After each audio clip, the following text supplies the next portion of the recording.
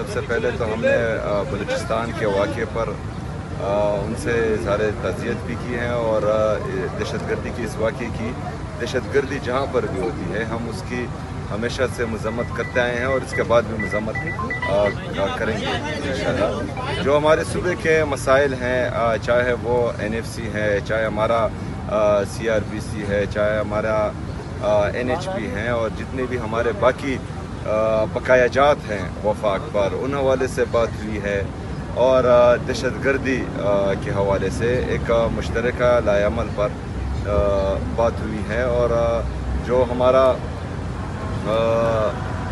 AIP کا تقریباً 26 ارب روپے ابھی تک خیبر پختونخوا اپنی جیب سے مرج اضلاع میں ہمارے جو قبائلی اضلاع ہیں اس میں لگا چکا ہے تو اس بارے میں ہوئی ہیں۔ بہرحال شہباز شریف صاحب نے احسن اقبال صاحب کو اور باقی ٹیم کو ہدایت جاری کر دی ہے کہ وہ مزمل اسلم صاحب سے آج ہی اس حوالے سے میٹنگ کرے اور جو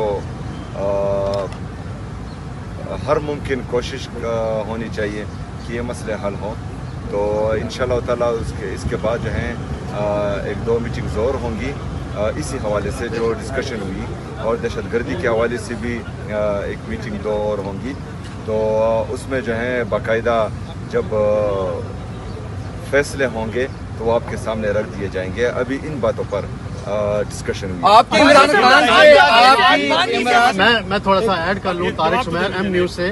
آپ یہ بتائیے کہ جو بلوچستان میں اتنا خوفناک واقعات ہوئے اس پہ آپ نے پہلی دفعہ بڑا آپ ہمیشہ بیان دیتے ہیں دہشت گردی کے حوالے سے، پہلی دفعہ آپ کا جو بیان تھا کلیئرٹی سے آیا کہ دہشت گرد ہیں ان کے ساتھ کوئی نرمی نہیں ہونی چاہیے۔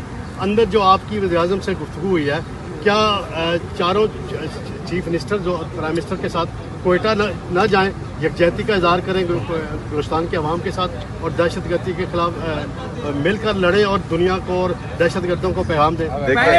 سب سے پہلی بات کہ شاید اس سے پہلے آپ جو ہیں کوئی پہاڑی ایریاز میں ہوں گے تو آپ کو کلیئرٹی سے میرے بیان سنائی نہیں دیے ہوں گے۔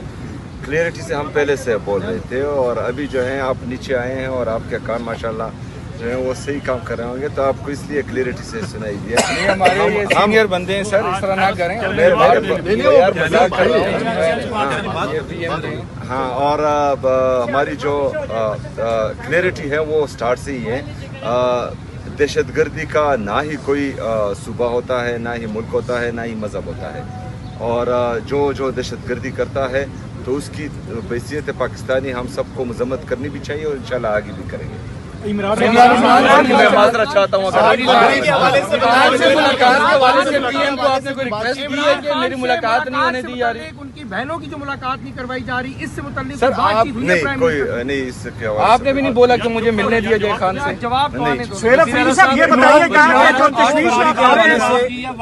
فروری کے حوالے سے آپ کو انہوں نے ٹائم فریم دیا کہ کب تک آپ کو 1000 روپے کا مطالبہ کرتے ہیں، پھر جو دہشت گردی کے حوالے سے 3% دینا تھا اس کی بات ہوتی ہے، NFC میں تبدیلیوں کی بات ہو رہی ہے، اس کے اوپر کیا موقف رکھا ہے؟ یہ تمام چیزیں جو ہیں ان کے سامنے رکھی ہیں اور جو میرے خیال میں پلاننگ اینڈ ڈیولپمنٹ کے احسن اقبال صاحب ہیں ان کو اور فائنانس سیکرٹری اور فائنانس منسٹر ڈیفینیٹلی ان کو انہوں نے ہدایت جاری کی ہے کہ وہ مزمل اسلم صاحب سے بیٹھے، آج ہی بیٹھے اور ان چیزوں کو جو ہے دیکھیں۔ سہیل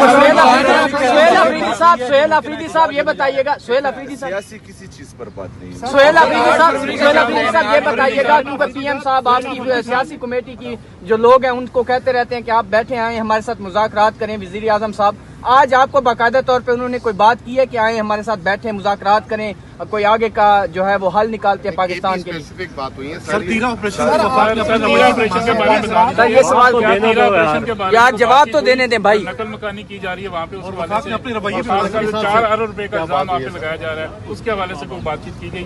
دیکھیں 4000 ارب نہیں، ہم تو 4 ارب روپے نہیں، ہم تو 5300 ارب روپے جو IMF کا رپورٹڈ ہیں اس کا الزام نہیں لگاتے ہیں، وہ چارج شیٹ ہیں ان کے خلاف جو 4 ارب کی باتیں کرتے ہیں اور یہ ساری جو ہے سیاسی بیان بازیاں ہیں جو 4 ارب روپے ہیں۔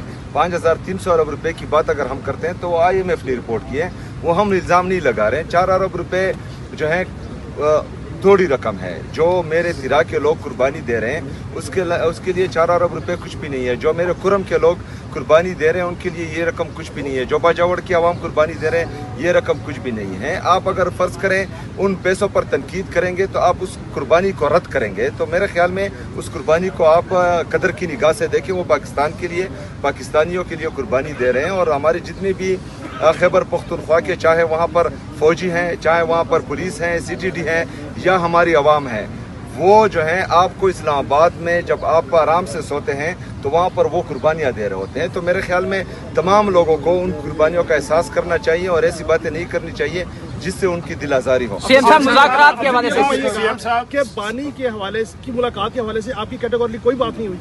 नहीं जी, कोई बात सर मुज़ाकरात के हवाले से सीएम साहब जो कि में इत्तेफाक से इस्लामाबाद कल मंगल है तो मुलाकात के लिए दोबारा जाएंगे डियाला? नहीं, कल तो वकला और फैमिली का दिन है, रफ़का का दिन नहीं है, तो मैं नहीं जाऊँगा। दरमियान एक बड़ा तनाव था, तो आज जो मुलाकात हुई है समझा जाए कि कोई ब्रेक थ्रू होगा, कोई पेशरफ्त होगी ये सूबे और वफाक के दरमियान? कोई सर मौसम नकवी से आपका मुकालमा हुआ है? देखिए जी, जो आज की मुलाकात थी ये इस ओहदे का तकाजा था जिस ओहदे पर मैं बैठा हुआ हूँ। बैसियत सियासी वर्कर शायद मैं कभी भी वहाँ नहीं बैठता, लेकिन मैंने जो है अपने आवाम के लिए, अपने सूबे के लिए मुनासिब समझा, क्योंकि वहाँ पर हालात संगीन होते जा रहे हैं, चाहे वो फाइनेंशियली हो और चाहे बंद कमरों के फैसलों से हो, तो उसके हवाले से मीटिंग ज़रूरी थी।